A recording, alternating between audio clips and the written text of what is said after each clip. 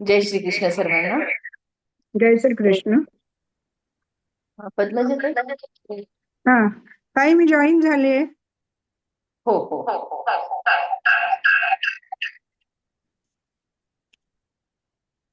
चालेल ताई, सुरू करायचं का आपण? आज हो पद्मजा हो 9वा अध्याय हो घेणार. हो हो ताई, आज आहे नेट आहे माझ्याकडे आज. गुड, चालेल. बघा, तुम्हाला ऑडिओ व्हिडिओ व्यवस्थित आहे ना? हो हो. हा, ठीक थोडं आहे. आडवी स्क्रीन करा तुमची. आडवी केली तर अशी. हा, हा. ते बघा. हा, आता ठीक आहे. चालेल. हो हो. हा, सुरू करू. हो चालेल. वक्रतुंड महाकाय सूर्यकोटि समप्रभ निर्विघ्नं कुरु मे देव सर्वकार्येषु सर्वदा.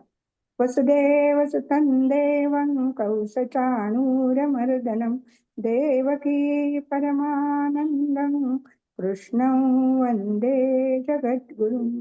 गुरुर्ब्रह्मा गुरुर्विष्णु गुरुर्देवो महेश्वर, गुरुः साक्षात् परब्रह्म तस्मै श्री गुरवे नमः. अलंकापुरी पुण्यभूमी पवित्र, तिथे नांदतो ज्ञानराजा सुपात्र. तया आठवीता घडे पुण्यराशी, नमस्कार माझा सद्गुरु ज्ञानेश्वरासी. सर्वांना जय श्री कृष्ण. माननीय सुचिताताई, यापूर्वीचे 8 अध्यायांचे 8 पुष्प गुंफणारे आपल्या सर्व ताई, वंदनाताई, तसेच सर्व उपस्थित ताई दादांना सर्वांना माझा नमस्कार. वंदनाताईंना काल सांगायचं म्हणजे अचानकच माझ्याकडे नेट नसल्यामुळे त्यांना वाचन करावे, म्हणजे त्यांना विवेचन करावे लागले. खरंच वंदनाताई, मी तुमची खूप खूप आभारी आहे आणि तुम्ही मला समजून घेतलेत आणि त्यामुळेच मी तुमची क्षमा मागते.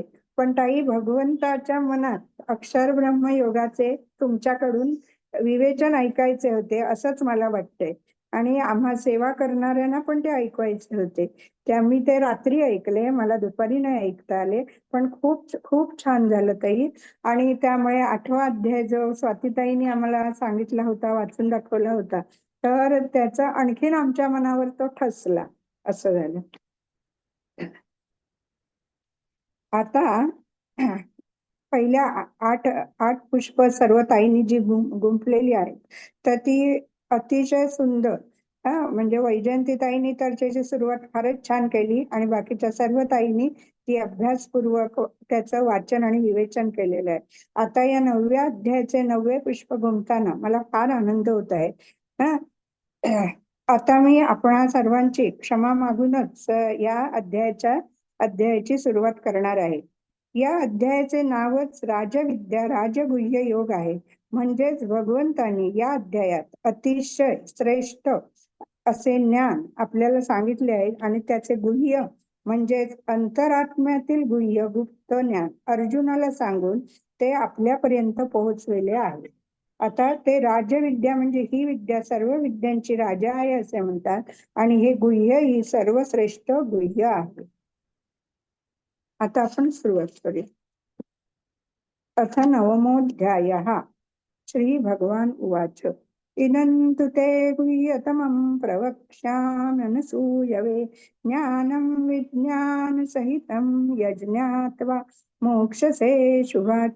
हे अत्यंत गोपनीय विज्ञानाचे ज्ञान दोषदृष्टी रहित तुझ्यासाठी म्हणजेच अर्जुनासाठी तर मी पुन्हा चांगल्या प्रकारे सांगेन, ज्याला जाणून तू अशुभापासून अर्थात जन्म मरण रूप संसारापासून मुक्त होशील. इदं तु ते गुह्यतमं प्रवक्ष्याम्यनसूयवे. भगवंताच्या मनात ज्या तत्वाला विषयाला सांगण्याची इच्छा आहे त्याकडे लक्ष वेधण्यासाठी भगवंत सर्वात प्रथम इदम या शब्दाचा प्रयोग करतात. त्या तत्वाचे महात्म्य सांगण्यासाठीच त्याला गुह्यतमं म्हटले आहे. अर्थात ते तत्व अत्यंत गोपनीय आहे. आता हे अत्यंत गोपनीय तत्व प्रत्येकाला सांगितले जाऊ शकत नाही, कारण यात भगवंतानी आपला स्वतःचा महिमा वर्णन केला आहे. ज्याच्या अंतःकरणात भगवंताविषयी थोडी देखील दोषदृष्टी नसेल त्याला जर अशी गोपनीय गोष्ट सांगितली तर तो भगवंत स्वतःचीच प्रशंसा करणारे आत्मश्लाघी आहेत असा उलटा अर्थ घेऊन करू शकतो. याच मुद्द्याला समोर ठेवून भगवंत अर्जुनाला अनसूयवे विशेषण देऊन म्हणतात की बंधू, तू दोषदृष्टी रहित आहेस म्हणून मी तुला ही अत्यंत गोपनीय गोष्ट पुन्हा उत्तम प्रकारे सांगतो. प्रवक्ष्यामी या पदाचा दुसरा भाव असा आहे की मी त्या विषयाला विलक्षण रीतीने आणि स्पष्ट करून सांगेन. अर्थात प्रत्येक मनुष्य मला शरण येण्याचा अधिकारी आहे, मग तो कितीही दुराचारी पापी असो, तसेच कोणत्याही वर्णाचा, आश्रमाचा, संप्रदायाचा, देशाचा, वेशाचा कोणीही का असेना, तोही मला शरण येऊन माझी प्राप्ती करून घेतो. ही गोष्ट मी येथे विषय स्पष्ट करून सांगेन. ज्ञानम विज्ञान सहितम, भगवंत या संपूर्ण जगताचे महाकारण आहेत असे दृढतेने मानणे ज्ञान आहे आणि भगवंताशिवाय दुसरे कोणतेही तत्व नाही असा अनुभव होणे विज्ञान आहे. या विज्ञानासह ज्ञानासाठीच या श्लोकाच्या पूर्वार्धात इदम आणि गुह्यतमम ही दोन विशेषणे आलेली आहेत. आता ज्ञान आणि विज्ञानासंबंधी विशेष संकेत. या ज्ञानविज्ञानाला जाणून घेऊन तू अशुभ असलेल्या संसारापासून मुक्त होशील. हे ज्ञान विज्ञानच राजविद्या, राजगुह्य इत्यादी आहे. या धर्मावर जे श्रद्धा ठेवत नाहीत, यावर विश्वास करत नाहीत, त्याला मानित नाहीत, ते मृत्यूरूपी संसाराच्या मार्गात पडतात आणि वारंवार जन्मत मरण राहतात. म्हणून असे म्हणून भगवंतांनी ज्ञान सांगितले आहे. अव्यक्त मूर्ती माझ्यानेच हा संपूर्ण संसार व्यापून आहे, अर्थात सर्व काही मीच आहे, दुसरा कोणी मुळीच नाही असे म्हणून भगवंतांनी विज्ञान सांगितलेले आहे. प्रकृतीला परवश झालेले संपूर्ण प्राणी महाप्रलयात माझ्या प्रकृतीला प्राप्त होतात आणि महासर्गाच्या आरंभी मी पुन्हा त्यांची रचना करतो. परंतु ती कर्म मला बाधत नाहीत, त्याविषयी मी उदासीनाप्रमाणे अनासक्त राहत असतो. म्हणजे मी या सर्वांपासून निर्लिप्त असतो. आता हे बघ, संपूर्ण प्राण्यांची रचना करत असतो तेव्हा माझ्या परमभावाला न जाणून घेऊन अज्ञानी लोक माझी अवहेलना करतात. राक्षसी, आसुरी आणि मोहिनी प्रकृतीचा आश्रय घेणाऱ्यांच्या आशा, कर्म आणि ज्ञान सर्व व्यर्थ आहेत. महात्मा लोक दैवी प्रकृतीचा आश्रय घेऊन आणि मला संपूर्ण प्राण्यांचा आधी म्हणून माझे भजन करत असतात. म्हणजे हेच ज्ञान भगवंताने सांगितले. आता भगवंत म्हणतात, जे यज्ञ करून स्वर्गाला जातात ते तेथे सुख भोगतात आणि पुण्य संपल्यावर पुन्हा परत मृत्यू लोकात येतात. अनन्य भावाने माझे चिंतन करणाऱ्यांचा योगक्षेम मी स्वतः चालवितो. श्रद्धेने इतर देवांचे पूजन करणारे वास्तविक माझेच पूजन करतात, परंतु अविधीपूर्वक करतात. जे मला संपूर्ण यज्ञांचा भोक्ता आणि स्वामी मानित नाहीत, त्यांचे पतन होते. जे श्रद्धा, प्रेमपूर्वक पत्र, पुष्प इत्यादींना तसेच संपूर्ण क्रियेनी मला अर्पण करतात, ते शुभाशुभ कर्मातून मुक्त होतात. असे म्हणून भगवंताने ज्ञान सांगितले. मी संपूर्ण भूतात सम आहे, माझा कोणी प्रेमी किंवा द्वेषी नाही, परंतु जे माझे भजन करतात ते माझ्यात आणि मी त्यांच्यात असतो, असे म्हणून विज्ञान सांगितले. आता परिशिष्ट भाव. संसार प्रकट आहे, कर्मयोग. संसार प्रकट आहे, कर्मयोग म्हणजे निष्काम भाव प्रकट नसल्याने गुह्य आहे. त्यापेक्षाही गुप्त असल्याने ज्ञानयोग गुह्यतर आहे आणि ज्ञानयोगापेक्षाही गुप्त असल्याने भक्तियोग परमात्मज्ञान गुह्यतम आहे. गुह्य आणि गुह्यतर लौकिक आहे, परंतु गुह्यतम अलौकिक आहे. स्वतःच्या स्वरूपाला जाणणे ज्ञान आहे आणि समग्र भगवंताला जाणणे विज्ञान आहे. आता या पुढील श्लोकात भगवंत विज्ञानासहित ज्ञानाचे महात्म्य वर्णन करतात. राजविद्या राजगुह्यम पवित्रमिदमुत्तमं प्रत्यक्षावगमं धर्मं सुसुखं कर्तुमव्ययम्. हे विज्ञानाचे ज्ञान अर्थात समग्र रूप संपूर्ण विद्येचा राजा आणि संपूर्ण गुह्यांचा राजा आहे. हे अतिपवित्र अतिश्रेष्ठ आहे. त्याचे फल सुद्धा प्रत्यक्ष आहे. हे धर्ममय आहे, अविनाशी आहे आणि करण्यास फार सोपे आहे. अर्थात हे प्राप्त करणे फार सोपे आहे. राजविद्या हे विज्ञान सहित ज्ञान संपूर्ण विद्येचा राजा आहे. कारण याला योग्य रीतीने जाणून घेतल्यास काहीही जाणून घ्यावयाचे बाकी राहत नाही. यावरून असे दिसते, भगवंताची सगुण निर्गुण साकार निराकार व्यक्त अव्यक्त इत्यादी जितकी स्वरूपे आहेत त्या सर्व स्वरूपांपैकी भगवंतांच्या सगुण साकार स्वरूपाचे फारच विशेष महात्म्य आहे. राजगुह्य संसारात रहस्यमय जितक्या गोष्टी आहेत, गुप्त गोष्टी आहेत, त्या सर्व गोष्टींचा हा राजा आहे. कारण संसारात यापेक्षा मोठी दुसरी कोणतीही रहस्याची गोष्ट नाही. जसे नाटकात सर्वांसमोर काम करत असताना एखाद्या पात्राने जर आपला मूळ परिचय दिला तर त्याचा परिचय देणे विशेष गोपनीय गोष्ट असते. कारण तो नाटकात ज्या पात्राचे काम करतो त्यावेळी तो आपले मूळ स्वरूप लपवत असतो. तसेच जेव्हा भगवंत मनुष्य रूपात लीला करतात तेव्हा अभक्त लोक त्यांना मनुष्य समजून त्यांची अवज्ञा करतात. म्हणून भगवंत त्यांच्या समोर आपल्या स्वतःला प्रकट करीत नाहीत. परंतु जे भगवंताचे अनन्य आवडते भक्त असतात त्यांच्या समोर भगवंत स्वतः आपल्याला प्रकट करतात. आणि त्यांचं प्रकट करणे हीच गोष्ट अत्यंत गोपनीय आहे. पवित्रमिदम या विद्येसारखी पवित्र करणारी दुसरी कोणतीही विद्या नाहीच. अर्थात ही विद्या पवित्रतेची अंतिम सीमा आहे. पापातल्या पापी आणि अति दुराचाराची ही या विद्येने फार लवकर धर्मात्मा बनतो, अर्थात पवित्र होतो आणि शाश्वत शांतीला प्राप्त होतो. आता उत्तमम हे सर्वश्रेष्ठ आहे. याच्या तुलनेत दुसरी कोणती वस्तू, व्यक्ती, घटना, परिस्थिती इत्यादी नाही. ही श्रेष्ठतेची शेवटची सीमा आहे.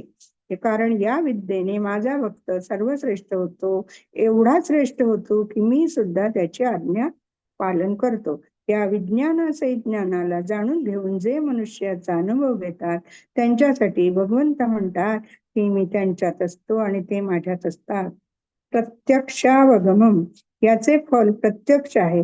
जो मनुष्य या गोष्टीला जितके समजून घेईल तितकाच तो आपल्यात विलक्षणतेचा अनुभव करेल. या गोष्टीला जाणून घेताच परमगती प्राप्त होते. हे त्याचे प्रत्यक्ष फल आहे. धर्मम हे धर्ममय आहे. परमात्म्याचे लक्ष झाल्यावर निष्काम भावपूर्वक जितकी काही कर्तव्य कर्म केली जातात ती सर्वच्या सर्व या धर्माच्या अंतर्गत येतात. म्हणून हे विज्ञान सहित ज्ञान सर्व धर्मांनी परिपूर्ण आहे. कर्तुम सुसुखम आधी अव्ययम यात कधी किंचित मात्र न्यूनता येत नाही. म्हणून ही अविनाशी आहे. भगवंताने आपल्या भक्तासाठी म्हटले की माझ्या भक्तांचा विनाश होत नाही, त्यांचं पतन होत नाही. कर्तुम सुसुखम हे आचरण करण्यास खूप सुगम आहे. पत्र पुष्प फल जल इत्यादी वस्तूंना भगवंतांची समजून भगवंताला देणे किती सोपे आहे. वस्तूंना आपली मानून भगवंताला अर्पण करण्याने भगवंत त्यांना अनंत पटीने परत करतात. परंतु भगवंताचीच ती आहेत असे समजून जर भगवंताला अर्पण केले तर भगवंत स्वतः आपल्याला ते देऊन टाकतात. परिशिष्ट भाव कर्मयोग आणि ज्ञानयोग राजविद्या आहे आणि भक्तियोग राजगुह्य आहे. याच अध्यायाच्या 4-5व्या श्लोकात राजविद्येचा विषय आणि 34व्या श्लोकात राजगुह्याचा विषय सांगितला आहे. आता पुढचा श्लोक. अश्रद्धधाना पुरुषा धर्मस्यास्य परन्तप अप्राप्य मां निवर्तन्ते मृत्यू संसार वर्तमी. हे परंतप या धर्म महात्म्यावर श्रद्धा न ठेवणारी माणसे मला प्राप्त न होता मृत्यूरूपी संसाराच्या मार्गात परत येत राहतात, अर्थात वारंवार जन्मत मरत राहतात. अश्रद्धधाना पुरुषा धर्मस्य असे परंतप धर्म 2 प्रकारचा असतो, स्वधर्म आणि परधर्म. मनुष्याचे जे आपले स्वतः सिद्ध स्वरूप आहे ते त्याच्यासाठी स्वधर्म आहे आणि प्रकृती आणि प्रकृतीचे सर्व कार्य त्याच्यासाठी परधर्म आहे. या ही एक फार मोठी आश्चर्याची गोष्ट आहे का मनुष्य आपल्या शरीराला, कुटुंबाला, धन संपत्ती, वैभवाला निस्संदेह रूपाने उत्पत्ती, विनाशशील आणि प्रत्येक क्षणाला परिवर्तनशील जाणत असतानाही त्यांच्यावर विश्वास ठेवतात, श्रद्धा करतात, त्यांचा आश्रय घेतात. ते असा विचार करत नाहीत की या शरीरादी बरोबर आपण किती दिवस राहू आणि हे आमच्या बरोबर किती दिवस राहतील. श्रद्धा तर स्वधर्मावर ठेवावीच पाहिजे होती, पण ती झाली परधर्मावर. अप्राप्यमान निवर्तन्ते मृत्यू संसार वर्तने. परधर्मावर श्रद्धा ठेवणाऱ्यासाठी भगवंत म्हणतात की सर्व देशात, सर्व काळात, संपूर्ण वस्तू, संपूर्ण व्यक्तीत नित्य सर्व काळ विद्यमान असलेल्या, सर्वांना नित्य प्राप्त असलेल्या मला प्राप्त न करता माणसे मृत्यूरूपी संसाराच्या रस्त्याने वाटचाल करतात. कुठे जन्मले तर मरणे बाकी राहते आणि मेले तर जन्मणे बाकी राहते. ते ज्या योनीत जातात त्याच योनीत आपली स्थिती मानतात. अर्थात मी शरीर आहे अशी अहंता आणि शरीर माझे आहे अशी ममता करून बसतात. परंतु वास्तविक त्या योनीशी त्यांचा निरंतर संबंध विच्छेद होत राहतो. कोणत्याही योनीशी यांचा संबंध टिकू शकत नाही. देश, काल, वस्तू, व्यक्ती, घटना, परिस्थिती इत्यादीशी त्यांचा निरंतर संबंध विच्छेद होत असतो. तात्पर्य मला प्राप्त म्हणजे भगवंताला प्राप्त करून घेतल्याच्या ही माणसे जेथे जेथे जातील तेथून त्यांना परत यावेच लागेल, वारंवार जन्मावे मरावेच लागेल. मृत्यू संसार वर्तमनी हे म्हणण्याचे कारण संसाराच्या मार्गात केवळ मरणेच मरणे आहे, विनाशच विनाश आहे, अभावच अभाव आहे. अर्थात जेथे जाल तेथून परतावेच लागेल. याच विषयाला भगवंतांनी 12व्या अध्यायाच्या 7व्या श्लोकात मृत्यू संसार सागरात असे म्हटले आहे. हे मनुष्य शरीर केवळ परमात्मा प्राप्तीसाठी मिळालेले आहे. भगवंतांनी कृपा करून संपूर्ण कर्मफलांना जे सत असत योनीचे कारण आहेत स्थगित करून मुक्तीची संधी दिली आहे. अशा मुक्तीच्या संधीला प्राप्त करूनही जे जीव जन्म मरणाच्या परंपरेत चालत राहतात त्यांना पाहून जणू भगवंत पश्चाताप करतात की मी यांना आपल्याकडून जन्म मरणातून सुटण्याची पूर्ण संधी दिली होती, परंतु हे त्या संधीला प्राप्त करूनही जन्म मरणाकडेच वाटचाल करत आहेत. केवळ सामान्य माणसासाठीच नव्हे तर महान आसुरी योनीत पडलेल्या जीवासाठीही भगवंत पश्चाताप करतात की हे मला प्राप्त न करताच अधमगतीला जातात. अप्राप्यमान मला प्राप्त न होता या पदाने हे सिद्ध होते की सर्व मानवांना भगवत प्राप्तीचा अधिकार मिळालेला आहे, म्हणून सर्व माणसे भगवंताकडे वाटचाल करू शकतात, भगवंताला प्राप्त करू शकतात.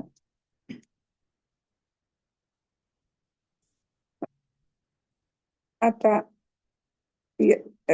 म्हणून गीतेत म्हटले आहे की अत्यंत दुराचारीही भक्त होऊ शकतो, धर्मात्मा होऊ शकतो आणि भगवंताला प्राप्त करू शकतो. हा जीव साक्षात परमात्म्याचा अंश आहे, म्हणून परमात्मा या जीवाचे मूळ घर आहे. जर हा जीव त्या परमात्म्याची प्राप्ती करून घेईल तर तो आपल्या मूळ स्थानाला प्राप्त होईल. मग तेथून त्याला परतावे लागत नाही. आता विशेष गोष्ट, बहुतेक लोकांच्या मनात गोष्ट पक्की असते की आपण संसारी आहोत, जन्मणारे मरणारे आहोत, इथेच राहणारे आहोत इत्यादी. परंतु ही गोष्ट सर्व खोटी आहे, कारण आपण सर्व परमात्म्याचे अंश आहोत, परमात्म्याच्या जातीचे, परमात्म्याचे साथी आहोत आणि परमात्म्याच्या धामाचे निवासी आहोत. आपण या संसारात आलो आहोत, आपण संसाराचे नाहीत, कारण संसाराचे सर्व पदार्थ जड आहेत, परिवर्तनशील आहेत, परंतु आपण स्वतः चेतन आहोत आणि आपल्या स्वमध्ये कधी परिवर्तन होत नाही. अनेक जन्म झाले तरी आपण स्वतः नित्य निरंतर तेच राहतो. संसाराशी आपला संयोग आणि परमात्म्याशी आपला वियोग कधी होऊच शकत नाही. मग आपण मग आपण स्वर्गात जा की नरकात जा, अथवा 84 लाख योनीत जा, अथवा मनुष्य योनीत जा, तरीही आपला परमात्म्याशी वियोग होत नाही. परमात्म्याशी आपला संबंध सुटत नाही. परमात्मा सर्व योनीत आपल्या बरोबर असतो. मनुष्येतर योनीत विवेकाची जागृती न राहिल्याने आपण परमात्म्याला ओळखू शकत नाही. परंतु या मनुष्य परमात्म्याला ओळखून घेण्याची संधी या मनुष्य शरीरात आहे. कारण भगवंतांनी कृपा करून या मनुष्याला अशी शक्ती, योग्यता दिली आहे की त्या आधारे तो सत्संग, विचार, स्वाध्याय इत्यादी द्वारा विवेक जागृत करून परमात्म्याला जाणून घेऊ शकतो.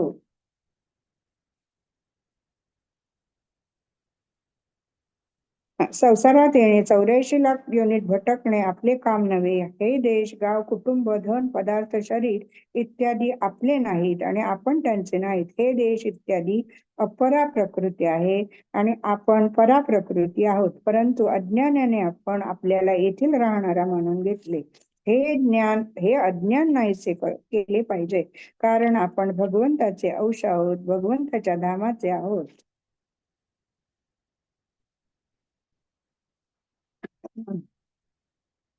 परिशिष्ट भाव.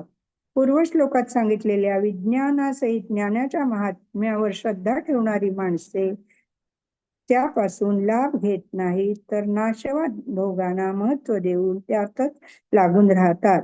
म्हणून ते भगवंताला प्राप्त न होतात वारंवार जन्मत मरत राहतात. सहज प्राप्त असलेला अमरतेचा रस्ता सोडून मृत्यूच्या मार्गावर चालत राहतात. या अध्यायाच्या पहिल्या आणि दुसऱ्या श्लोकात ज्या राजविद्येचे महात्म्य सांगितले गेले त्याचेच वर्णन आता पुढील 2 श्लोकात करत आहेत. मया ततमिदं सर्वं जगदव्यक्तमूर्तिना मत्स्थानि सर्वभूतानि न चान्तेष्वस्थिता न च मस्तानि भूतानि पश्य मे योगमैश्वरं भूतवृण्य च भूतस्थो ममात्मा भूतभावना.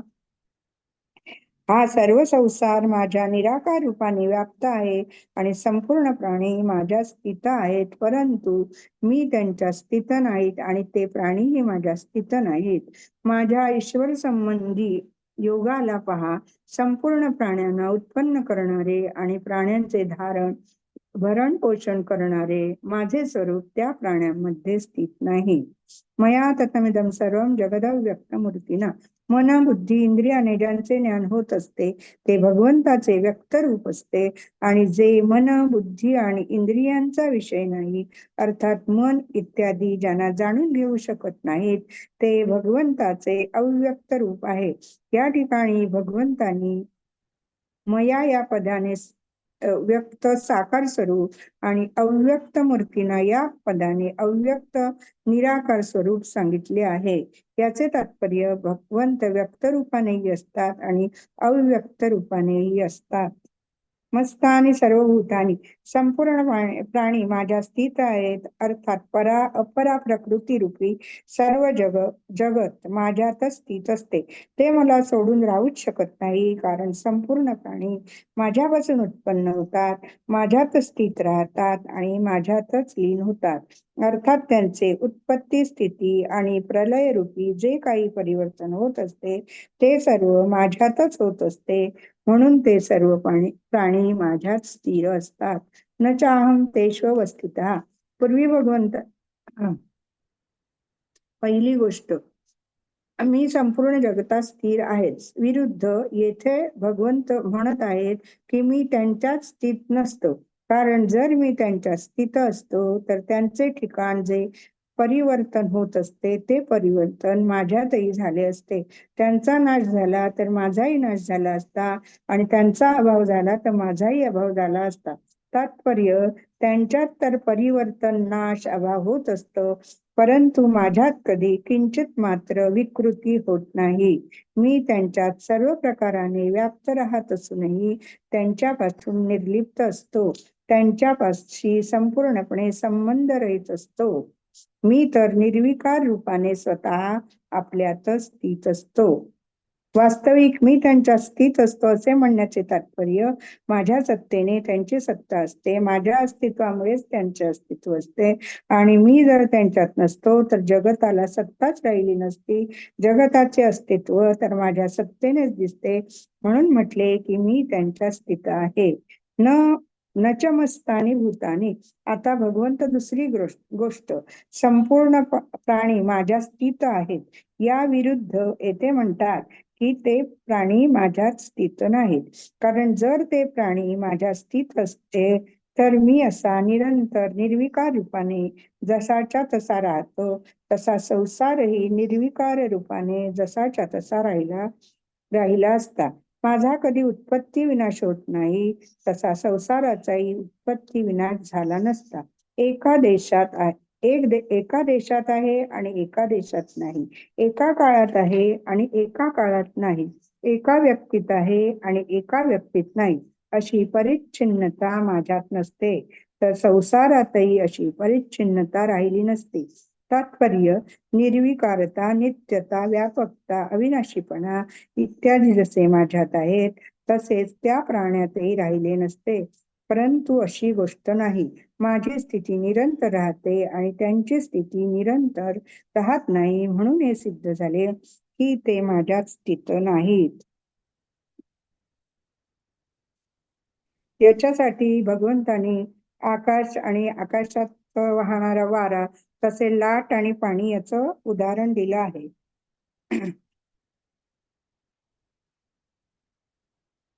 किंवा मातीची भांडी आणि माती हे पण ती जशी एकच असतात तेही उदाहरण दिलेले आहे. पश्चिमे योगमैश्वरम. मी संपूर्ण जगात आणि संपूर्ण जग माझ्यात असूनही संपूर्ण जग माझ्यात नाही आणि मी संपूर्ण जगात नाही. अर्थात मी संसारापासून संपूर्णपणे निर्लिप्त आहे. स्वतः आपल्यातच स्थित असतो. माझ्या या ऐश्वर्य योगाला अर्थात प्रभावाला पहा. तात्पर्य मी एकच अनेक रूपाने दिसत असतो आणि अनेक रूपाने दिसत असूनही मी एकच आहे. म्हणून केवळ मीच मी आहे. आता पश्च या क्रियेचे दोन अर्थ होतात, एक जाणणे आणि एक पाहणे. जाणणे म्हणजे बुद्धीने आणि पाहणे म्हणजे डोळ्याने होत असते. भगवंताच्या योगाला जाणण्यासंबंधी विषय येथे आला आहे आणि त्याला पाहण्यासंबंधीचा विषय 11व्या अध्यायाच्या 8व्या श्लोकात आला आहे. भूतब्रह्मण्यच्या भूतस्थ ममात्मा भूत भावना. माझे स्वरूप आहे ते संपूर्ण प्राण्यांना उत्पन्न करणारे, सर्वांना धारण करणारे, तसेच त्यांचे भरण पोषण करणारे आहे. परंतु मी त्या प्राण्यात स्थित असतो, अर्थात मी त्यांचा आश्रित नसतो, त्यांच्याशी लिप्त नसतो. याच गोष्टीला भगवंतांनी 15व्या अध्यायाच्या 17व्या श्लोकात म्हटले आहे की क्षर आणि अक्षर, जगत आणि जीवात्मा दोन्हीपेक्षा उत्तम पुरुष तर दुसराच आहे. त्याला परमात्मा नावाने म्हटले गेले आहे आणि जो संपूर्ण लोकांना व्यापून सर्वांचे भरण पोषण करीत आहे. तात्पर्य जसे मी सर्वांना उत्पन्न करून आणि सर्वांचे भरण पोषण करूनही मी त्यांचा आश्रित नसतो, त्यांच्यापासून संपूर्णपणे निर्लिप्त असतो, तसेच मनुष्याने आपल्या कुटुंब परिवाराचे भरण पोषण करताना आणि सर्वांची व्यवस्था संरक्षण करताना त्यांच्याशी अहंता ममता करू नये. कोणत्याही देशकाल परिस्थितीत राहत असतानाही आपल्याला त्यांचा आश्रित मानू नये, अर्थात संपूर्णपणे निर्लिप्त राहावे. भक्तांच्या समोर जशी काही परिस्थिती, जी काही घटना घडेल, मनात जे काही संकल्प विकल्प येतील, त्या सर्वात त्याने भगवंताचीच लीला समजली पाहिजे. भगवंतच केव्हा उत्पत्तीची लीला, कधी स्थितीची लीला, कधी संहाराची लीला करत असतात. हे सर्व संसार रूपाने तर भगवंताचेच रूप आहे. यात जे परिवर्तन होते ती सर्व भगवंताचीच लीला आहे. अशा प्रकारे भगवान आणि त्यांच्या लीला पाहत भक्ताने नित्य प्रसन्न राहिले पाहिजे.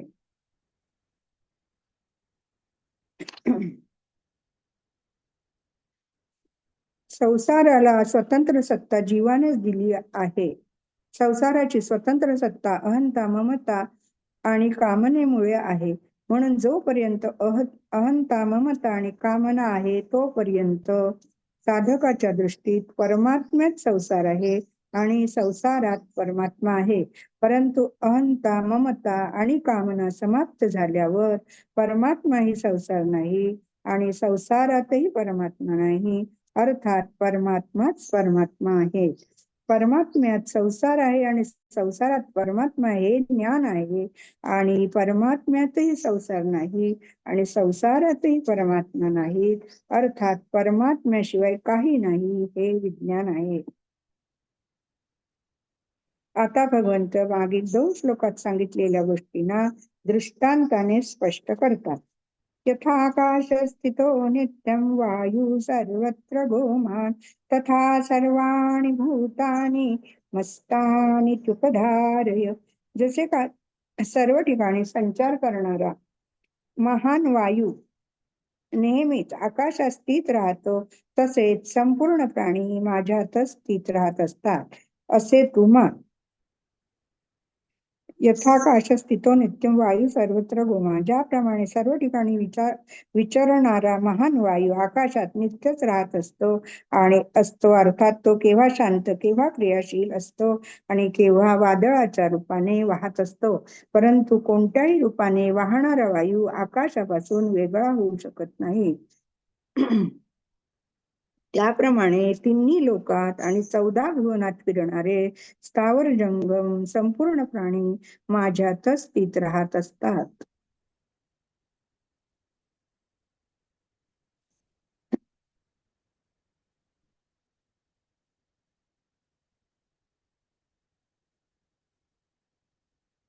वायू आकाशातून उत्पन्न होतो, आकाशातच स्थिर राहतो आणि आकाशातच लीन होतो. अर्थात वायूची स्वतंत्र सत्ता न राहता आकाशात सत्ता राहते. त्याप्रमाणे हा जीवात्मा परमात्म्यापासून प्रकट होतो, परमात्म्यातच स्थित राहतो आणि परमात्म्यातच लीन होतो. अर्थात जीवात्म्याची स्वतंत्र सत्ता न राहता केवळ परमात्माच राहतो. तात्पर्य: तिन्ही लोक आणि 14 भुवनात फिरणाऱ्या जीवांची किंचित मात्रही भिन्न स्वतंत्र सत्ता नसते आणि असूही शकत नाही. अर्थात सर्व योनीत फिरत राहत असूनही ते नित्य निरंतर परमात्म्याच्या सच्चिदानंद घन स्वरूपात स्थित असतात. परंतु प्रकृतीच्या कार्याशी त्यांनी आपला संबंध मानून घेतल्याने, संसाराशी संबंध मानून घेतल्याने त्यांना तसाच अनुभव येत नाही. जर ही माणसे शरीराशी आपलेपणा ठेवणारी नाहीत, मी माझेपणा करणार नाहीत, तर त्यांना असीम आनंदाचा अनुभव येईल. इति उपधारेय. ही गोष्ट तू विशेषतेने धारण कर. मान की सर्गाचा म्हणजे सृष्टीचा कालावधी असो अथवा प्रलयाचा कालावधी असो, अनंत ब्रह्मांडाचे संपूर्ण प्राणी संपूर्णपणे माझ्यातच राहतात. माझ्यापासून त्यांची वेगळी सत्ता कधी होऊच शकत नाही असे दृढतेने मानल्यावर प्रकृतीच्या कार्याशी विमुखता होईल आणि वास्तविक तत्वाचा अनुभव होईल. या वास्तविक तत्वाचा अनुभव करण्यासाठी साधकाने दृढतेने असे मानावे की जे सर्व देश काल वस्तू व्यक्ती इत्यादी संपूर्णपणे परिपूर्ण आहेत ते परमात्माच माझे आहेत.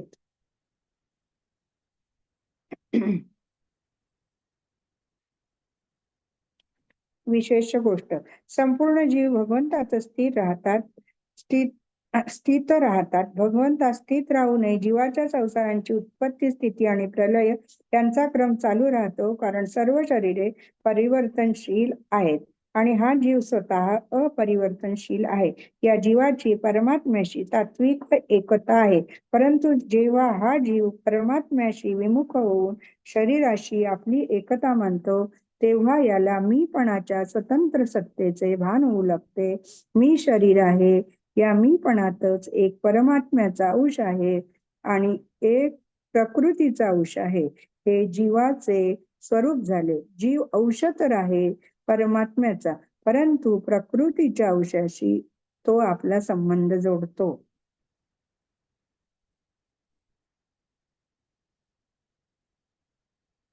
जीव शरीराशी कितीही एकरूप झाला तरी परमात्म्याविषयीचे त्याचे आकर्षण कधी नाहीसे होत नाही, नाहीसे होण्याची शक्यताही नाही. मी नित्य निरंतर राहावे, सर्व काळ राहावे, नेहमी सुखी राहावे, तसेच मला सर्वतोपरी सुख मिळावे, या रूपात त्याचे परमात्म्याविषयी आकर्षण राहतेच. परंतु त्याचेकडून ही चूक होत असते की तो जड उशाचा प्राधान्याने या सर्वोपरी सुखाला जडद्वाराच प्राप्त करण्याची इच्छा करतो. तो अज्ञानाने त्या सुखाची इच्छा करू लागतो, ज्या सुखावर त्याचा अधिकार नसतो. जर तो जागृत होईल, सावधान होईल आणि भोगात काहीही सुख नाही, आजपर्यंत कोणताही संयोग राहिला नाही, राहणे शक्यही नाही, असे समजून घेईल, तर सांसारिक संयोगजन्य सुखाची इच्छा समाप्त होईल आणि वास्तविक सर्वोपरी नित्य राहणाऱ्या सुखाची इच्छा जागृत होईल. ही आवश्यकता जशी जशी जागृत होईल तशी तशी नाशवान पदार्थाची विमुखता होत जाईल. नाशवान पदार्थाविषयी संपूर्णपणे विमुखता झाल्यावर माझी स्थिती तर अनादी कालापासून परमात्म्यातच आहे याचा अनुभव येईल. परिशिष्ट भाव, जसे वायू आकाशातूनच उत्पन्न होतो, आकाशात स्थित राहतो आणि तिथे विलीन होतो, आकाशाला सोडून वायूची स्वतंत्र सत्ता नाही, तसेच संपूर्ण प्राणी भगवंतापासून उत्पन्न होतात, भगवंतातच स्थित राहतात आणि भगवंतातच लीन होतात. अर्थात भगवंताला सोडून प्राण्यांची स्वतंत्र सत्ता नाही, ही गोष्ट साधकाने दृढतेने स्वीकार केली तर त्याला सर्व काही भगवंतच आहे या वास्तविक तत्वाचा अनुभव होईल. आता भगवंत महासर्ग आणि महाप्रलयाचे वर्णन पुढील श्लोकात करीत आहेत. सर्वभूतानि कौंतेय प्रकृतिम यान्ति मामिकाम कल्पक्षये पुनस्तानि कल्पादौ विसृजाम्यहम्. हे कुंतीनंदन, कल्पांचा क्षय झाल्यावर संपूर्ण प्राणी माझ्या प्रकृतीला प्राप्त होतात आणि कल्पाच्या आरंभी म्हणजे महासर्ग काळी मी पुन्हा त्यांची रचना करतो. सर्व भूतानि कौंतेय प्रकृतीम यांती मामिका. कल्पक्षय, संपूर्ण प्राणी माझेच अंश आहेत आणि नेहमी माझ्यातच स्थित राहणारे आहेत, परंतु ते प्रकृती आणि प्रकृतीचे कार्य शरीर इत्यादीशी तादात्म्य मी माझेपणाचा संबंध करून जे काही कर्म करतात त्या कर्माशी तसेच त्यांच्या फलाशी त्यांचा संबंध जडला जातो. त्यामुळे ते वारंवार जन्मत मरत राहतात. जेव्हा महाप्रलयाचा काळ येतो त्यावेळी प्रकृतीला परवश होऊन ते संपूर्ण प्राणी प्रकृतीजन्य संबंधानुसार अर्थात आपापल्या कर्मानुसार माझ्या प्रकृतीत लीन होतात. महासर्गाचे वेळी प्राण्यांचा जो स्वभाव असतो त्या स्वभावासहित ते प्रलयात लीन होत. पुनस्तानि कल्पादौ विसृजाम्यहम्. महाप्रलयाच्या समयी आपापल्या कर्मानुसार प्रकृतीत लीन झालेल्या प्राण्यांची कर्मे जेव्हा परिपक्व होऊन फल देण्यासाठी उन्मुख होतात तेव्हा भगवंताच्या मनात बहुस्याम प्रजा ये असा संकल्प होतो. हाच महासर्गाचा आरंभ आहे. यालाच 8व्या अध्यायात 3ऱ्या श्लोकात म्हटले, भूतभावोद्भव करो विसर्ग कर्म संज्ञिता. अर्थात संपूर्ण प्राण्यांचे जे अस्तित्व आहे त्याला प्रकट करण्यासाठी भगवंताचा जो संकल्प आहे हाच विसर्ग आहे आणि हेच आदी कर्म आहे. तात्पर्य, कल्पाच्या आरंभी अर्थात महासर्गाच्या आरंभी ब्रह्मदेव प्रकट झाल्यावर मी पुन्हा प्रकृतीत लीन झालेल्या प्रकृतीला वश झालेल्या त्या जीवांचा त्यांच्या कर्मानुसार त्या त्या योनी शरीराशी विशेष संबंध करून देतो. हे माझे त्यांची रचना करणे आहे. यालाच भगवंताने 4थ्या अध्यायाच्या 13व्या श्लोकात म्हटले आहे, चातुर्वर्णम मया सृष्टम गुणकर्म विभागयोः. म्हणजे 4 वर्णात जे भगवंतानी विभागले गेलेलं आहे, ब्राह्मण, क्षत्रिय, वैश्य, शूद्र इत्यादी.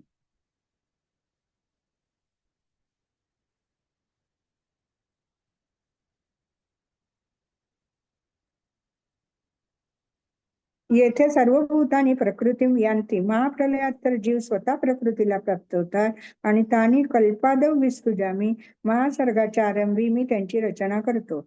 या दोन प्रकारच्या क्रिया देण्याचे तात्पर्य प्रकृतीत क्रियाशील असल्याने आपोआप लयाकडे जात असते. अर्थात क्रिया करता करता थकावट येत असते, तेव्हा प्रकृती परमात्म्यात लीन होतो. अशा प्रकृतीशी संबंध ठेवल्याने महाप्रळयाचे वेळी प्राणीही आपोआप प्रकृतीत लीन होतात आणि प्रकृती परमात्म्यात लीन होते. महासर्गाच्या आरंभी त्यांच्या परिपक्व कर्माचे फल देऊन त्यांना शुद्ध करण्यासाठी त्यांच्या शरीराची रचना मी करतो. रचना त्याच प्राण्यांची करतो जे प्रकृतीला परवश झाले आहेत. जसे घर बांधले जाते परंतु ते हळूहळू आपोआप पडून जाते, तसे सृष्टीची रचना तर भगवंत करतात, परंतु प्रलय आपोआप होत असतो. यावरून हे सिद्ध झाले की प्रकृतीचे कार्य म्हणजे संसार शरीर रचण्यात तर भगवंताचा हात असतो, परंतु प्रकृतीचे कार्य नाशाकडे आपोआप जात असते. तसेच भगवंताचा अंश असल्याने जीव आपोआप भगवंताकडे उत्थानाकडे जातो. परंतु जेव्हा हा कामना ममता आणि आसक्ती करून स्वतः पतनाकडे जाणाऱ्या नाशवान शरीर संसाराशी आपला संबंध मानून घेतो, तेव्हा तो पतनाकडे जातो. म्हणून मनुष्याने आपल्या विवेकाला महत्व देऊन तत्परतेने आपले व्युत्थान करून घ्यावे. अर्थात कामना ममता आसक्तीचा त्याग करून केवळ भगवंतालाच सम्मुख झाले पाहिजे. प्रकृती स्वामवष्टभ्य विसृजामी पुनः पुनः प्रकृतीं स्वामवष्टभ्य विसृजामी पुनः पुनः भूतग्राममिमं कृष्णम् अवशं प्रकृतेर्वशात्. प्रकृतीला वश झाल्यामुळे परतंत्र झालेल्या पूर्ण प्राणी समुदायाची मी आपल्या प्रकृतीला वश करून वारंवार रचना करतो. भूतग्राममिमं कृष्णम अवशम प्रकृतेर्वशात. येथे प्रकृती शब्द व्यष्टी प्रकृतीचा वाचक आहे. महाप्रलय काळी सर्व प्राणी आपापल्या व्यष्टी प्रकृतीत कारण शरीरात लीन होतात. व्यष्टी प्रकृती समष्टी प्रकृतीत लीन होत असते आणि समष्टी प्रकृती परमात्म्यात लीन होते. परंतु जेव्हा महासर्गाचा काळ होतो तेव्हा जीवांची कर्मे फल देण्यासाठी उन्मुख होतात. त्या उन्मुखतेमुळे भगवंताच्या ठिकाणी बहुस्याम प्रजा येय हा संकल्प होतो, ज्यामुळे समुष्टी प्रकृतीत क्षोभ म्हणजेच खळबळ उत्पन्न होतो. जसे दही घुसळले असतात, त्यातला लोणी आणि ताक दोन पदार्थ उत्पन्न होतात. लोणी तर वर येते आणि ताक खाली राहते. येथे लोणी सात्विक आहे आणि ताक तामस आहे आणि घुसळण्याची क्रिया राजस आहे. त्याचप्रमाणे भगवंताच्या संकल्पाने प्रकृतीत क्षोभ निर्माण होऊन प्रकृतीपासून सात्विक राजस आणि तामस हे 3 गुण उत्पन्न झाले. या 3 गुणाने स्वर्ग मृत्यू आणि पाताळ हे 3 लोक उत्पन्न झाले आणि या 3 लोकातही आपापल्या गुण कर्म आणि स्वभावाने सात्विक राजस आणि तामस जीव उत्पन्न झाले. अर्थात कोणी सत्व प्रधान आहेत, कोणी रजक प्रधान आहेत आणि कोणी तम प्रधान आहेत. प्रकृतीं स्वामवष्टभ्य. प्रकृती परमात्म्याची एक अनिर्वचनीय अलौकिक विलक्षण शक्ती आहे. या शक्तीला परमात्म्यापासून भिन्नही म्हणू शकत नाही आणि अभिन्नही म्हणू शकत नाही. अशा आपल्या प्रकृतीचा स्वीकार करून परमात्मा महासर्गारंभी प्रकृतीला वश झालेल्या जीवांची रचना करतात. विसृजामी पुनः पुनः. येथे उपसर्गपूर्वक सृजामी क्रिया देण्याचे तात्पर्य भगवंत ज्या जीवांची रचना करतात ते विविध कर्म असणारेच असतात, म्हणून भगवंत त्यांची विविध प्रकाराने रचना करतात. अर्थात स्थावर जंगम स्थूल सूक्ष्म इत्यादी भौतिक शरीरातही कित्येक पृथ्वी प्रधान, कित्येक तेज प्रधान, कित्येक वायू प्रधान इत्यादी अनेक प्रकारची शरीरे असतात. त्या सर्वांची भगवंत रचना करतात आणि भगवंत त्याच जीवांची रचना करतात जे व्यष्टी प्रकृतीशी मी आणि माझे म्हणून प्रकृतीला वश झालेले आहेत. व्यष्टी प्रकृतीला परवश झाल्याने जीव समष्टी आणि प्रकृतीचा परवश होतो. मग ते जे प्रकृतीला परवश न झाल्यास महासर्गात त्यांचा जन्म होत नाही.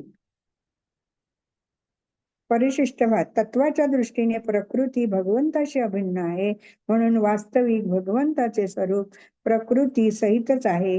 भगवंताला प्रकृती रहित मानणे एकदेशीय मानणे आहे, जे संभवत नाही.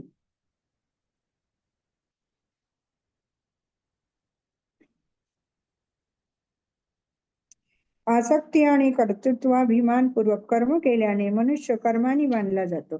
भगवंत वारंवार सृष्टी रचनारूपी कर्म करूनही का बांधले जात नाहीत?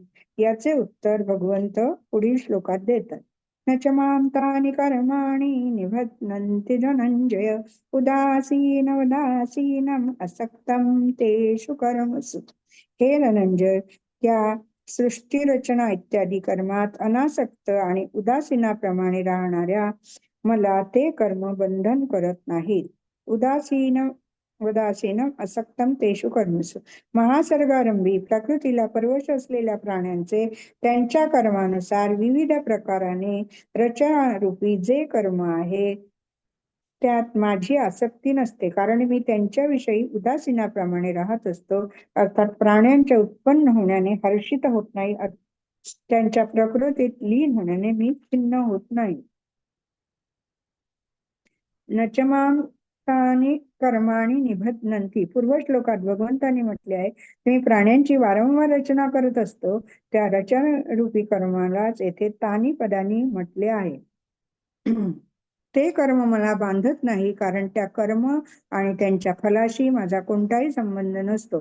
असे म्हणून भगवंत संपूर्ण मनुष्यांना असा बोध करतात, कर्मबंधनापासून सुटण्याची युक्ती सांगतात की जसा मी कर्माविषयी आसक्त नसल्यामुळे बांधला जात नाही, तसेच तुम्हीही कर्माविषयी आणि त्यांच्या फलाविषयी आसक्ती ठेवली नाही तर सर्व कर्म करूनही तुम्ही त्यापासून बांधले जाणार नाही.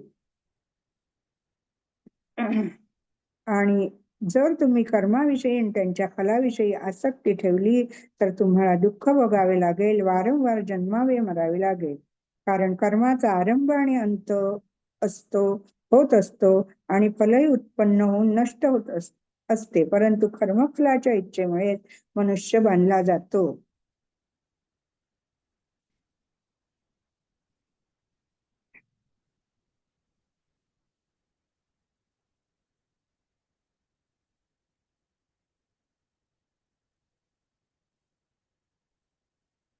पूर्व श्लोकात आसक्तीचा निषेध करून आता भगवंत कर्तृत्वाभिनाचा निषेध करत आहे. मय्या दक्षेण प्रकृती स्तूयते सचराचरम हेतुनानेन कौंतेय जगत्वी परिवर्तते. प्रकृती माझ्या अध्यक्षतेखाली चराचरासहित संपूर्ण जगताची रचना करते.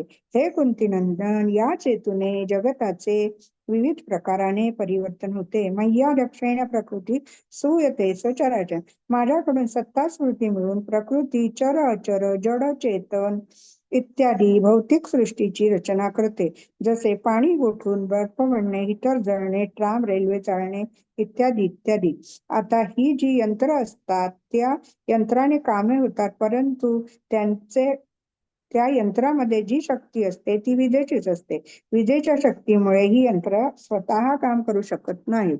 त्याचप्रमाणे संसारामध्ये जे काही परिवर्तन होत आहे, अर्थात अनंत ब्रह्मांडाचे सृजन, पालन आणि संवाद, स्वर्गातील लोकात आणि नरकात पुण्य पापाच्या फलाचा भोग, अनेक प्रकारच्या विचित्र परिस्थिती आणि घटना, निरनिराळ्या आकृती, वेशभूषा, स्वभाव इत्यादी जे काही होत आहे ते सर्व प्रकृतीद्वारेच होत आहे. परंतु वास्तविक भगवंताच्या अध्यक्षतेखाली अर्थात सत्ता स्फूर्तीनेच होत आहे. भगवंताच्या सत्ता स्फूर्तीविना प्रकृती असे विचित्र काम करूच शकत नाही, कारण भगवंताला सोडून प्रकृती तसे स्वतंत्र सामर्थ्यच नाही की ती एकटे कोणते काम करू शकेल. तात्पर्य, जसे विजेत सर्व प्रकारच्या शक्ती असतात परंतु त्या शक्ती मशीनच्या द्वारेच प्रकट होतात, तसे भगवंतात अनंत शक्ती आहेत परंतु ते प्रकृतीद्वारेच प्रकट होतात.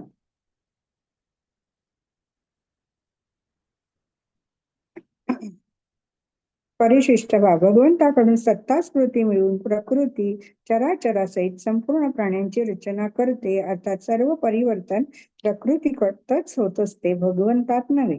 जोपर्यंत प्राण्यांचा प्रकृतीशी संबंध राहतो तोपर्यंत प्रकृतीच्या परवशतेमुळे त्यांच्यात वेगवेगळे परिवर्तन होत राहते. अर्थात त्यांची कोठेही स्थायी स्थिती नसते. ते तर जन्ममरणाच्या चक्रात भ्रमण करीत असतात.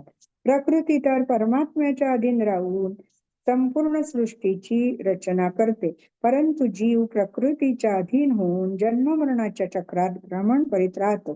तात्पर्य हे आहे की परमात्मा स्वतंत्र आहेत, परंतु त्यांचा अंश जीवात्मा सुखाच्या इच्छेमुळे परतंत्र होतो.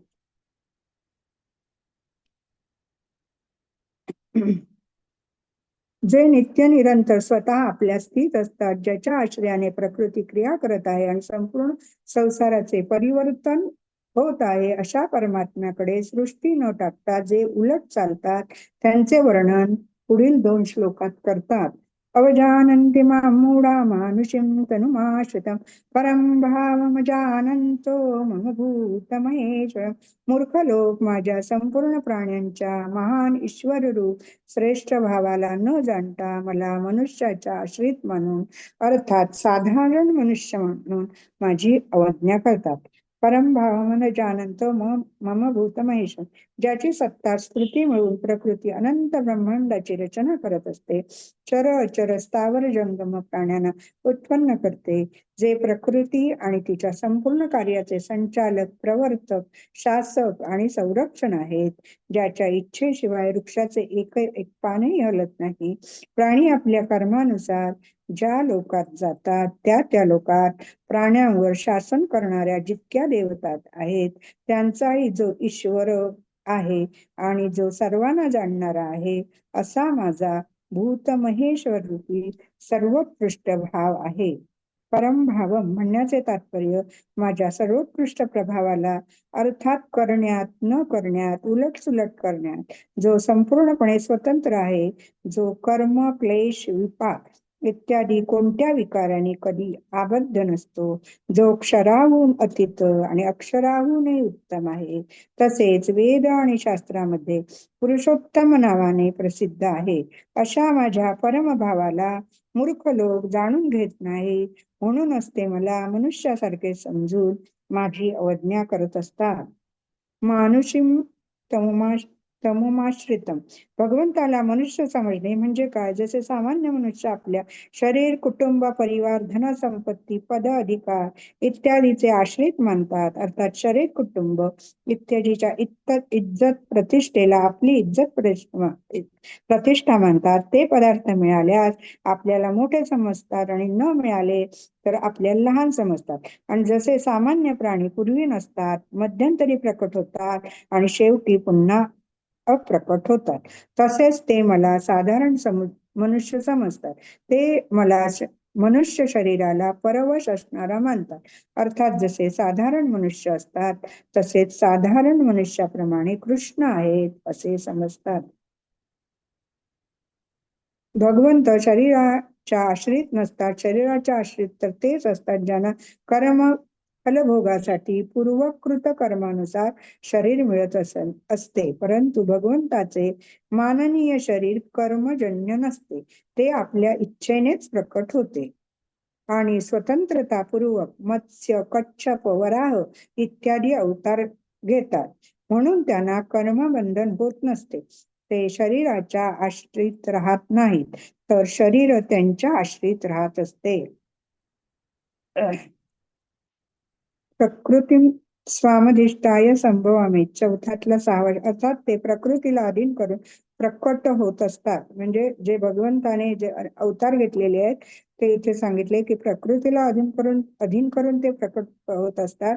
ज्याच्या वेळी जे जसा जसा अवतार त्यांना घ्यावा लागतो तसाच ते घेतात. तात्पर्य सामान्य प्राणी त्या प्रकृतीला परवश होऊन जन्म घेतात, तसेच प्रकृतीच्या आश्रित होऊनच कर्म करतात. परंतु भगवंत स्वेच्छेने स्वतंत्रतेने अवतार घेतात आणि प्रकृती ही त्यांच्या अध्यक्षतेखाली काम करत असते.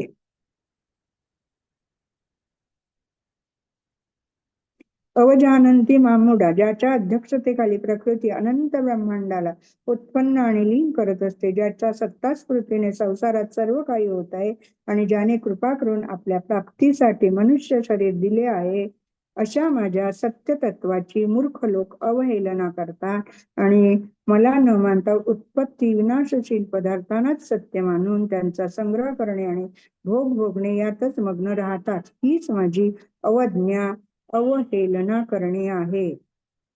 ज्या श्लोकात भगवंताच्या प्रभावाचे विशेष वर्णन झाले या श्लोकात भगवंताच्या प्रभावाचे विशेष वर्णन झाले आहे. भगवंतापेक्षा कोणी ईश्वर नाही, ते सर्वोपरी आहे, परंतु अज्ञानी मनुष्य त्यांना स्वरूपाने जाणत नाही. ते अलौकिक भगवंतालाही आपल्यासारखेच लौकिक समजतात. आता भगवंत पुढील श्लोकात आपल्या अवज्ञतेचे फल सांगतात. मोघाशा मोघ कर्माणो मोघ ज्ञाना विचेतसा राक्षसी मासुरीं चैव प्रकृतीं मोहिनीं श्रिताः. जे आसुरी, राक्षसी आणि मोहिनी प्रकृतीचाच आश्रय घेतात, अशा अविवेकी माणसांच्या सर्व आशा व्यर्थ होतात, सर्व शुभकर्म व्यर्थ होतात, सर्व ज्ञान व्यर्थ होते. अर्थात त्यांच्या आशा, कर्म आणि ज्ञान सत्फल देणारे होत नाहीत. मोघाशा, जे लोक भगवंताशी विमुख होतात, जे सांसारिक भोग इच्छितात, स्वर्ग इच्छितात, तर त्यांच्या त्या सर्व कामना व्यर्थच होतात. कारण नाशवान आणि परिवर्तनशील वस्तूची कामना पूर्ण होईलच असा काही नियम नाही. जर कधी पूर्ण झालीच तर ती टिकणार नाही, अर्थात फल देऊन नष्ट होईल. जोपर्यंत परमात्म्याची प्राप्ती होत नाही, तोपर्यंत कितीही सांसारिक वस्तूंची इच्छा करा, त्यांचे फलही जरी मिळाले तरीही ते सर्व व्यर्थ आहे. मोघ कर्माणः, भगवंताला विमुख झालेल्या मनुष्याने शास्त्रविहित कितीही शुभ कर्म केली, परंतु शेवटी ती सर्व व्यर्थच होतात. कारण मनुष्य जर सकाम भावनेने शास्त्रविहित यज्ञ, दान इत्यादी कर्मही करेल, तरीही त्या कर्माचा आरंभ आणि अंत होईल आणि त्यांच्या फलाचाही आधी आणि अंत होईल. ते त्या कर्माचे फल म्हणून उत्तम उत्तम लोकातही गेले तरीही त्यांना पुन्हा पुन्हा जन्म मरणात यावेच लागेल. म्हणून त्यांनी कर्म करून केवळ आपले आयुष्य व्यर्थ गमावले, आपली बुद्धी वाया घालवली आणि पदरात काही पडले नाही, शेवटी रिकामेच राहिले. ज्याच्यासाठी मनुष्य शरीर मिळाले होते, त्या लाभापासून नेहमीसाठी ते वंचित राहिले, म्हणून त्यांचे सर्व कर्म व्यर्थ निष्फळ झाले. तात्पर्य, मानव साक्षात परमात्म्याचे अंश आहेत, सर्व काळ राहणारे आहेत आणि कर्म तथा त्यांचे फल आधी अंत असणारे आहे. म्हणून जोपर्यंत परमात्मा प्राप्ती होणार नाही, तोपर्यंत त्यांनी सकाम भावनेने कितीही कर्म केले आणि त्यांचे फलही भोगले, परंतु शेवटी दुःख आणि अशांती याशिवाय दुसरे काहीही मिळणार नाही. मोघ ज्ञान, त्यांचे सर्व ज्ञान व्यर्थ असते. भगवंताला विमुख होऊन त्यांनी संसारातील सर्व भाषेचे ज्ञान मिळवले, ते सर्वज्ञ झाले, तरी सर्व लिपी अवगत केल्या, निरनिराळ्या कला शिकून घेतल्या, अनेक प्रकारच्या विद्येचे ज्ञान मिळवले, अनेक प्रकारचे आविष्कार निर्माण केले, अनंत प्रकारचे ज्ञान मिळवले, परंतु यापासून त्यांचे कल्याण होणार नाही, जन्म मरण सुटणार नाही. म्हणून ते सर्व ज्ञान निष्फल आहे. जसे हिशोब करताना एका अंकाची जरी चूक झाली तरी सर्व हिशोब चुकत असतो, त्याप्रमाणे जे भगवंताला विमुख झाले आहेत, त्यांनी कितीही काही ज्ञान संपादन केले तरी ते सर्वच चूक होईल, पतनाकडे घेऊन जाईल.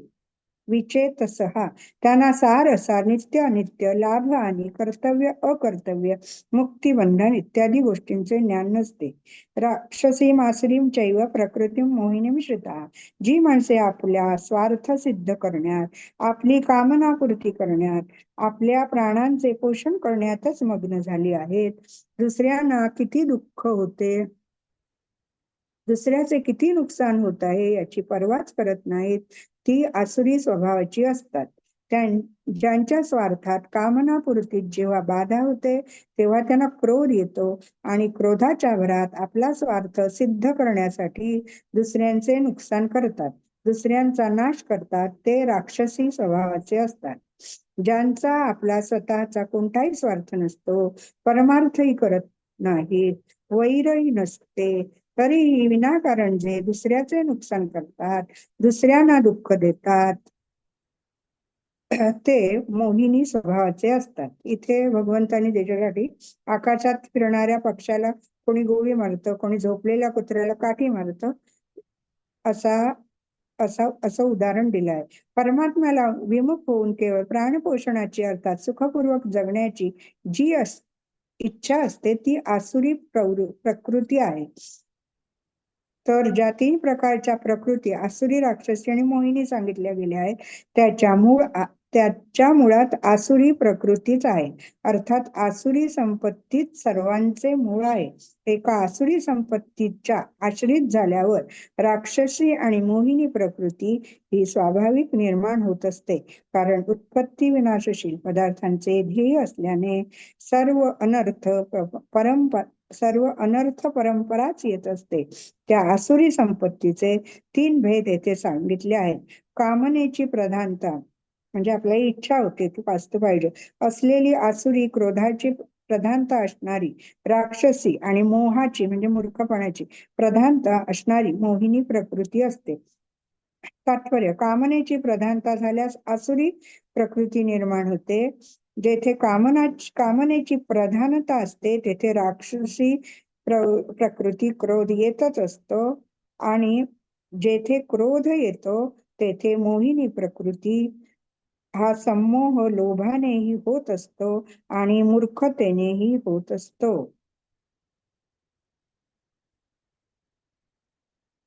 या श्लोकात आसुरी संपत्तीचा विषय आले, ज्याचे फलासहित विस्ताराने वर्णन भगवंताने 16व्या अध्यायात केले.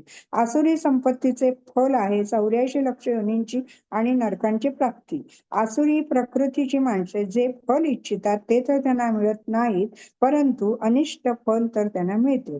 ते पाप करतात सुखप्राप्तीसाठी, परंतु सुख तर मिळत नाही, दुःख अवश्य भोगावे लागते.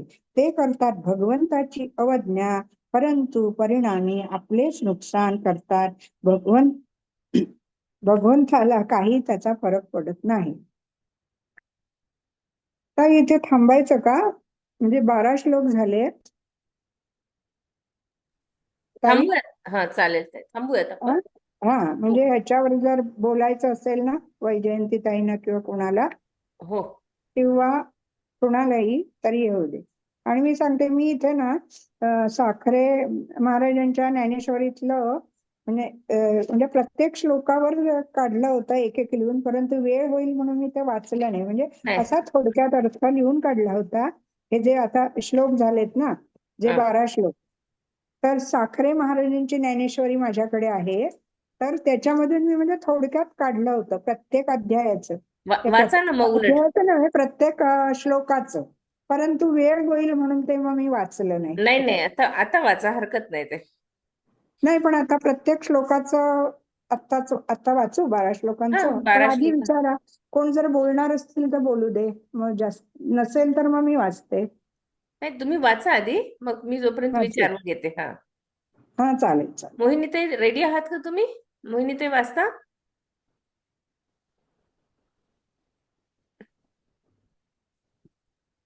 काल आपण मोहिनीताईंनी सांगितलं होतं ना? हा हा नाही येत बहुतेक. हा ठीक आहे. हा मग मी हे वाचते. हा म्हणजे आता जो पहिला श्लोक होता इदं तुते गुह्यतम, तर म्हणजे ज्ञानेश्वर माऊलींनी हे कसं सांगितले आपल्याला थोडक्यात, किंवा त्यांनी कसं समजावलंय, असं मी 1-2 वाक्यात प्रत्येक श्लोकाचं लिहून काढलं होतं. आता पहिल्या श्लोकात भगवान अर्जुनाला आपल्या मनातले गुह्यतम ज्ञान अर्जुनालाच सांगत आहेत. ज्ञानेश्वर माऊली सांगतात, अर्जुना, भगवंत तुलाच का सांगतात, तर तू समजदार आहेस, आम्ही सांगतो ते तू मनापासून ऐकतोस, असे भगवंत म्हणतात.